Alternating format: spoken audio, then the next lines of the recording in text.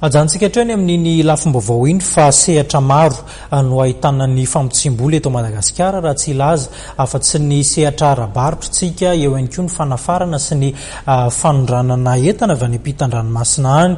Ahitana taratra izay fampitsiam-bola izay ihany koa ny rarahan'ny etra amin'izao fotoan'izao nefa dia efa miditra ao anatin'izany sehatra ny fampitsiam-bola izany ihany koa ny Siapiarina Lavanilina. Raha nandalo teo amin'ny banky ireo mpandraraha eo amin'ny sehatry ny Lavania teo aloha dia hafa ny zava-misy ankehitriny.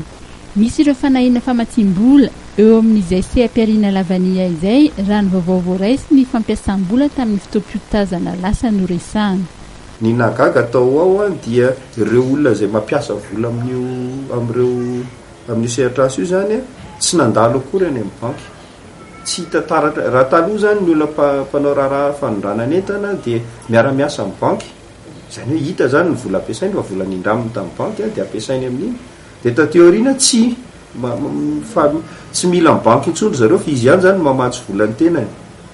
Ary ny magaga dia ilay vidiny vidianany zareo an'ilay vokatra mihoatra n'ilay vidiny eo amin'ny sehatra iraisam-pirenena.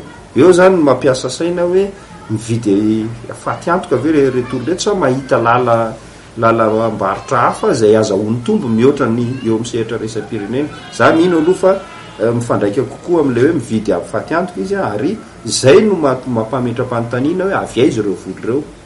Ary mampisarika ny saina hoe inona ny ifandraisan'ny vola ampiasaina amin'ny vokatra fanondrana toy ny lavanila na ny jirofo amin'ny vola izay nampiasaina tao amin'ny fanondranana andramena tao alolo tao. Rehefa tsy nandeha intsony ny andramena dia novandry zareo fa izany dia sehatra ampiasan'ny volany ka tsy mampaninina azy ny varotra ny varotra faty antoka moa zany satria mividy amin'ny vidiny lafo dia nefa ny eo amin'ny sehatra iraisam-pirenena hatreto aloha zany dia hita fa ambany kokoa noho ny vidianan'zareo ny eo amin'ny sehatra iraisam-pirenena.